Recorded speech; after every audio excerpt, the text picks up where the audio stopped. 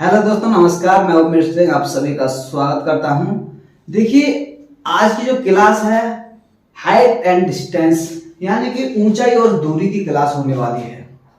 और railway group D के लिए तो ये बहुत ही इंपॉर्टेंट है। रेलवे का कोई भी एग्जाम हो उसके लिए काफी इंपॉर्टेंट है, क्योंकि यहां से एक क्वेश्चन तो आता ही आता है, हो सकता है दो भी आ जाए। तो एक क्वेश्चन यानी कि एक नंबर आपका यहां से बनता है। एक ही क्लास में आप समझ जाओगे कि हाइट एंड डिस्टेंस आखिरकार होती क्या है। तो देखिए, मैं आपको पहले बेसिक कंसेप्ट सिखाऊंगा इसका, और उसके बाद में आप कोई भी क्वेश्चन आप बना सकते हैं। इसके लिए देखिए क्या होता है कि जो हाइट एंड डिस्टेंस होती है, जैसे कि ये हाइट है किसी की, क्या है ये हाइट है, और यहां से ये समझिए कि कोई दूरी होगी। क्या होगी? दूरी होगी। ये जो ऊंचाई है और ये दूरी है, इन्हीं को पूछता है वो। या तो ऊंचाई पूछेगा या दूरी पूछेगा, या कोई पतंग वगैरह दे देगा यहां से तो इसकी पूछ लेगा कि उसकी डोरी की लंबाई कितनी है, या फिर कहेगा कि ये खंभा यहां से टूट जाता है तो इस टूटे हुए खंभे की लंबाई कितनी है। तो यही सारे क्वेश्चन इसमें बनते हैं। बहुत सिंपल टॉपिक है, बहुत आसान है। इसको आप सेकंडों में ओरल भी कर सकते हो, यानी मौका दी बिना पेन उठाए भी ऐसे क्वेश्चनों को किया जा सकता है। तो देखिए, जब हाइट एंड डिस्टेंस वाले क्वेश्चन हम सॉल्व करते हैं तो हमेशा इसमें क्या होता है, ये जो एंगल होता है ये 90 डिग्री का होता है। कितना होता है? 90 डिग्री का होता है। और ज्यादातर हम इसी तरह से इसको ट्रायंगल बनाएंगे इस तरह से, और हाइट एंड डिस्टेंस वाले सारे क्वेश्चन सॉल्व कर देंगे हम। तो देखिए यहां क्या होता है, एक इस तरह से एक कोण यहां बनता है आपका, और एक कोण ये बनता है। ठीक, ये वाला जो कोण बनेगा आपका, इसको अवनमन कोण कहते हैं। क्या कहते हैं? अवनमन कोण कहते हैं।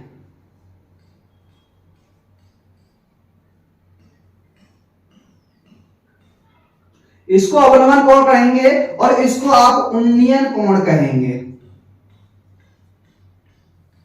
उसमें आएगा कि अवनमन कोण इतना है या उन्नयन कोण इतना है, तो इस सवाल का दूरी या ऊंचाई कुछ भी पूछ सकता है दे करके, और वो आपको निकालनी होती है।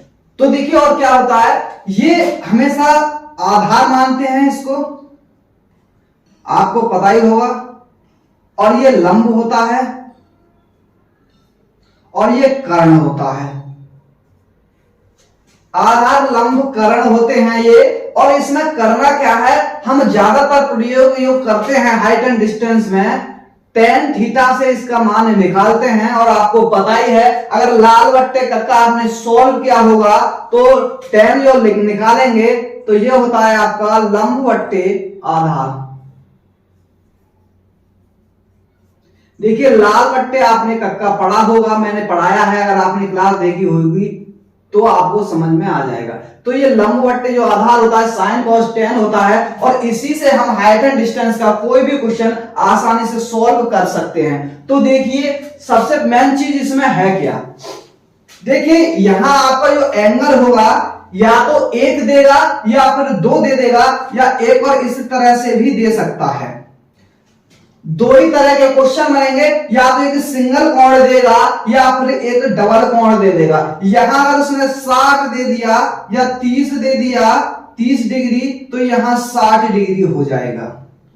ये तो पता ही होगा कि इसके पास तो जैसे जाएंगे तो ये कोण जो है बढ़ता चला जाता है, और एंड में आकर के 90 डिग्री हो जाता है। तो देखिए ये कम होगा, यानी इधर वाला एंगल जो होगा कम होगा, इधर वाला ज्यादा होगा। तो 30, 60 ये इस तरह से दिया जा सकता है।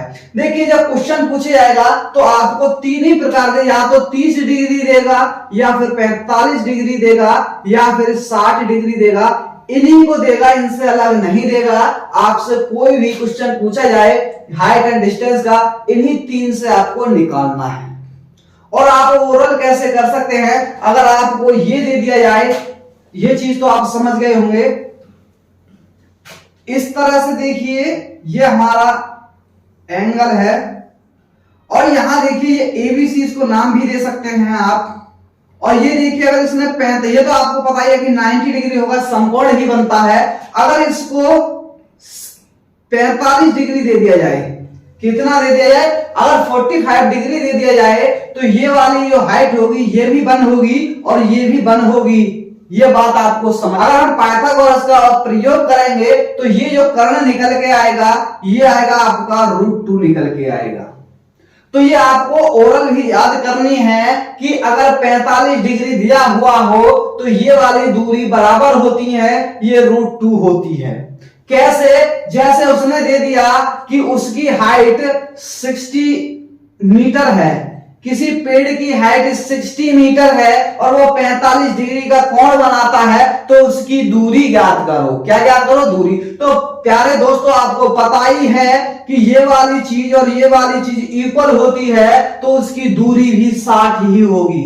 कभी कभी ऐसे ही क्वेश्चन पूछ लेते हैं और लड़के यहां गलत करके आ जाते हैं। और पूछता कि उसका कर्ण है ये वाली दूरी कितनी होगी, तो हमें क्या करना है, √2 में 60 की मल्टीप्लाई कर देंगे, यही आपका आंसर हो जाएगा। तो इस तरह के क्वेश्चन को हम आसानी से सॉल्व कर सकते हैं।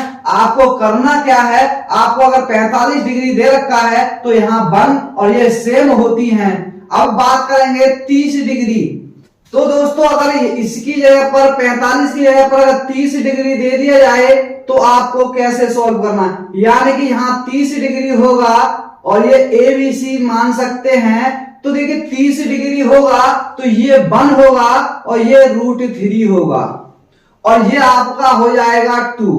कितना हो जाएगा? 2।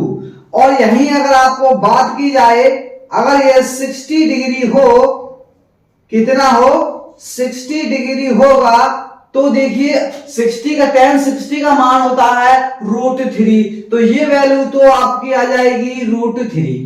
कितनी आ जाएगी? √3। और ये आ जाएगी 1। जब इसका स्क्वायर करेंगे, इसका वर्ग करेंगे, तो दोनों को पाइथागोरस प्रमेय से सॉल्व करेंगे तो ये कर्ण कितना निकल के आएगा? 2 निकल के आ जाएगा। बस आपको ये पता होना चाहिए, अगर 30 डिग्री दे रखा है तो लंब कर्ण आधार कितना होता है, और 60 डिग्री दे रखा है तो लंब कर्ण आधार कितना होता है, ये और 45 दे रखा है तो कितना होता है। ये मैं आपको क्यों समझा रहा हूं, क्योंकि कोई भी क्वेश्चन आप सॉल्व ना करें, डायरेक्ट ही आंसर दें, इसीलिए मैंने आपको ये बताया है। नहीं तो मैं आपको बेसिक से भी बिल्कुल नॉर्मल बता सकता था, उसमें आपको थोड़ी कैलकुलेशन करनी पड़ेगी, इसमें आपको कुछ भी नहीं करना है। तो ये चीज आपको समझ में आ गई होगी। अब मैं आपको कुछ क्वेश्चन कराता हूं, वहां से आपके डाउट पूरी तरह से क्लियर हो जाएंगे। तो मैं जो क्वेश्चन लेके आया हूं तो आप देख सकते हैं, ये चीज अपने दिमाग में रखना बस। देखिए एक क्वेश्चन है, एक 7 मीटर ऊंचे खंबे की छाया, देखिए एक खंबा दे दिया, ये कितना है, ये 7 मीटर ऊंचा है और इसकी जो छाया है 7 देखिए इसकी छाया कहां पड़ेगी, तो छाया यहां पड़ेगी, ये छाया हो गई। इसको A भी मान लो खंबा और C मान लो ये। अब यहां से आपको एक ट्रायंगल तो बनाना ही होगा, और जो छाया है 7√3 है, कितनी है, 7√3 है। तो ये पूछ रहा है सूर्य का उन्नयन कोण बताइए, यानी कि ये वाला कोण थीटा है और ये वाला कोण पूछ रहा है, ये वाला कोण पूछ रहा है। अभी मैंने आपको बताया 7 तो यहाँ कॉमन है, यहाँ 1 मानेंगे, इसके साथ यहाँ √3 मानेंगे, और 1/√3 किसमें होता है, tan में, तो ये होता है tan 30 डिग्री में। किसमें होता है, tan 30 डिग्री। इसका सही आंसर आ गया। तो इस तरह से इसको सॉल्व कर सकते हैं। और इसका अगर बेसिक रूल है तो बेसिक रूल आप कैसे लगाएंगे, इसको निकालना है तो आपको tan थीटा लेना पड़ेगा।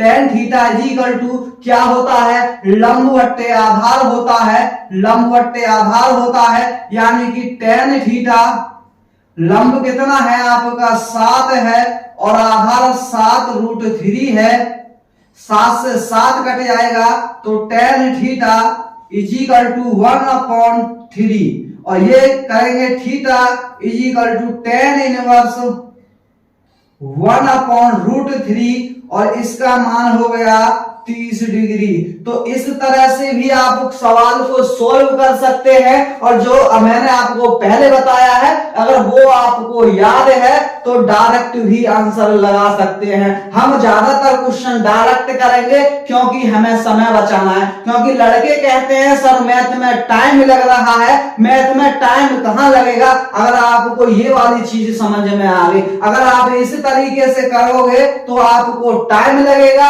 अगर आप इस तरीके से करोगे तो कहां टाइम लगने वाला है। तो देखिए नेक्स्ट क्वेश्चन है आपका। देखिए एक और क्वेश्चन है, कोई 150 मीटर लंबे धागे के साथ पतंग उड़ाता है। यानी कि देखिए ये कोई हाइट होगी और ये हो गया। जब धागे के साथ पतंग उड़ा रहा है तो धागा कोई ऐसे थोड़ू जाएगा, धागा तो ये वाला आएगा ना, यही तो धागा आएगा। यहां पतंग उड़ेगी आपकी और ये लंबाई दे रखी है 150 मीटर। यानी कि 150 मीटर लंबे धागे के साथ पतंग उड़ाता है। यदि पतंग का धागा क्षैतिज रेखा के साथ 60 डिग्री का कोण बनाता है, यानी कि ये जो एंगल है ये कितना है, 60 डिग्री का है। कितना है, 60 डिग्री का कोण बनाता है। तो भूमि से पतंग की ऊंचाई ज्ञात करो। भूमि से पतंग की ये हाइट है, इसे ज्ञात करना है। इसको x मान सकते हैं, इसे ABC मान सकते हैं। चाहे तो आप उसको जो मैंने बेसिक रूल बताया था उससे भी कर सकते हैं, या फिर मैंने जो आपको बताया था कि अगर 60 डिग्री दे रखा हो, मैं एक और पेन का यूज कर लेता हूं जिससे कि आपको और अच्छे से समझ में आ जाए। देखिए आपको अगर 60 डिग्री दे रखा हो तो आपकी ये वाला एंगल कितना होगा, √3 होगा। ये 1 होता है। कितना होगा, ये √3 होता है, ये 1 होता है और ये होता है आपका 2। यानी कि ये वाली 2 होती है और ये √3 होती है और ये 1 होती है। ये चीज समझ में आ गई होगी आपको बस ओरल करना है। तो देखिए जो हमारे हिसाब से तो 2 है, लेकिन क्वेश्चन में 150 दे रखा है। यानी कि जो 2 की वैल्यू है वो 150 दे रखी है। तो 1 की वैल्यू कितनी आएगी, 75 आएगी। 1 की वैल्यू कितनी आएगी, 75 1 की वैल्यू आ जाएगी। अगर वो दूरी पूछता तो यहां से यहां तक की दूरी कितनी है, 1 होती है। तो 75 हमारा क्या आ जाता, आंसर आ जाता। अब पूछ तो ऊंचाई रहा है, तो ऊंचाई तो कितनी है, ऊंचाई होती है ऊंचाई है √3 और 1 की वैल्यू 75 है। 75 की मल्टीप्लाई कर दो यहां, ये इसका आंसर आ जाएगा। क्या आ जाएगा, इसका आंसर आ जाएगा। अब बताइए हमें कुछ सॉल्व करना पड़ा, कुछ भी सॉल्व नहीं करना पड़ा। ऐसे ही हंसते खेलते गाते हुए ये सॉल्व हो जाते हैं। आपको ये तो मैंने इतना समझाया है, आप तो सेकंडों में करेंगे। तो देखिए हमें बस यही समझना होता है यहाँ क्या दे रखा होता है और हमें कैसे सॉल्व करना है। अगर इसको पूरा सॉल्व करवाता तो हम इसकी 1.732 इसकी वैल्यू लगाते और 75 की इसमें मल्टीप्लाई करके जो भी आंसर आता वो कर देते। ये रहेगा डिपेंड ऑप्शन के हिसाब से कि ऑप्शन में ज्यादातर वैसे आपको यही देखने को मिलेगा। तो इस तरह से आप बहुत ही आसानी से सॉल्व कर सकते हैं। देखिए नेक्स्ट क्वेश्चन दिया है, मीनार के पार से 100 मीटर की दूरी पर स्थित एक बिंदु से, यानी कि कोई मीनार खड़ी हुई है। क्या है, एक मीनार खड़ी हुई है। इसके इस पॉइंट से 100 मीटर की दूरी पर स्थित एक बिंदु, यानी कि यहां से लेकर के यहां 100 मीटर की जो दूरी है, यहां पर कोई बिंदु है। ये मान लो ये ए है तो ये बिंदु बी है। मीनार के शीर्ष का उन्नयन कोण 30 है। यानी यहां से अगर उन्नयन कोण मैं निकालूंगा तो ये कितना दे रखा है, ये दे रखा है 30 डिग्री दे रखा है। कितना दे रखा, तो मीनार की ऊंचाई ज्ञात करो। तो ये वाली जो हाइट है इसको पूछ रहा है, इसको पूछ रहा है। अब आप चाहे तो वही बेसिक फॉर्मूला tan θ लंबवत्ते आधार वहां से भी निकाल सकते हो, लेकिन हमें तो शॉर्ट सीखना है ना, जल्दी सॉल्व करना है। तो क्या करेंगे, जब 30 डिग्री दे रखा होगा तो मैं आपको पता ही है कि 30 डिग्री में यहां कितना आता है, ये 1 आता है और ये कितना आता है, √3 आता है।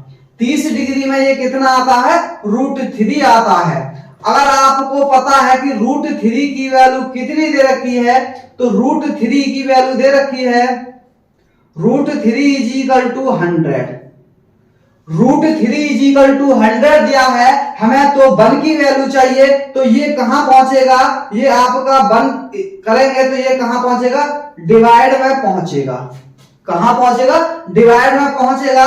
तो यही 1 की ही वैल्यू पूछी है, तो यही हमारा आंसर हो जाएगा। डायरेक्ट लेंगे, निकालेंगे कि ये वैल्यू कहां जाएगी, ये √3 है तो ये अपॉन में आएगी, तो ये 100/√3 हो जाएगा इसका सही आंसर। इस तरह से आप कोई भी बड़े से बड़े सवाल को आसानी से सेकंडों में सॉल्व कर सकते हैं। अब नेक्स्ट क्वेश्चन है आपका, नेक्स्ट है 15 फीट ऊंचा एक खड़ा खम्मा, यानी कि 15 फीट का एक खम्मा है, ये समझिए 15 फीट का। देखिए नेक्स्ट क्वेश्चन क्या है, एक कोई 15 फीट का खम्मा है, कितने का खम्मा है, 15 फीट का खम्मा है, और ये क्या होता है, कुछ ऊंचाई पर टूट जाता है। यानी कि सपोज कि यहां से टूट गया और इस तरह से गिरेगा, ये ए हो जाएगा, ये बी हो जाएगा, ये सी हो जाएगा, और ये वाला जो है ये सिरा ये यहां आ गया। यानी कि ये समझिए, तो देखिए यहां से टूटने के बाद में ये कितने डिग्री का कोण बना रहा है, तो ये 30 डिग्री के कोण पर स्पर्श करता है। ये कितने डिग्री पे करता है, 30 डिग्री पे करता है। जब ये 30 डिग्री पे करेगा तो ये हमारी कितने होती है, मैं पेन चेंज कर लेता हूं, तो ये आपका 1 होता है 30 डिग्री पर, और ये आपका √3 होगा, और ये आपका 2 होगा। क्या होगा, 2 होगा। तो देखिए ये इतना टूट गया और ये यहां से खड़ा हुआ है, तो ये वाली लेंथ और ये वाली लेंथ कितनी थी, 15 थी। यानी कि पूरी लेंथ ये टूटी हुई है, और ये कितनी थी, 3 थी। कितनी थी, 3 थी, और 3 की वैल्यू कितनी है, 15 है, तो 1 की वैल्यू कितनी आएगी, 5 आ जाएगी। 1 की वैल्यू 5 आ जाएगी। पूछा क्या है, खम्मा कितनी ऊंचाई पर टूटा, तो खम्मा कितनी ऊंचाई पर टूटा, तो देखिए 2:1 का बनना है, तो यहाँ 5 ऊंचाई से टूटा, यानी 5 की ऊंचाई से टूटा, तभी तो 10 यहां आएगा। तो खम्मा कितनी ऊंचाई से टूटा, 5 की ऊंचाई से टूटा, यानी 5 फीट ऊपर से टूट गया, और जो 10 फीट था वो यहां आ गया। तो इस हिसाब से आप कोई भी क्वेश्चन सेकंडों में सॉल्व कर सकते हैं मेरे दोस्तों। यही बहुत सिंपल ट्रिक है, अगर आपको एक बार समझ आ गई तो बड़े से बड़ा सवाल आंखों ही आंखों में आप सॉल्व कर सकते हैं। तो आज के बस यही क्वेश्चन थे। अगर आज आपको मजा आया हो, आज की वीडियो आपको अच्छी लगी हो, तो वीडियो को लाइक शेयर जरूर करें, और जो मेरे चैनल पर नए जुड़े हैं वो चैनल को सब्सक्राइब जरूर कर लें। तो इस वीडियो में बस इतना ही, फिर मिलते हैं नेक्स्ट वीडियो में और बेहतरीन क्वेश्चनों के साथ। जब तक के लिए सबके लिए बाय, थैंक यू।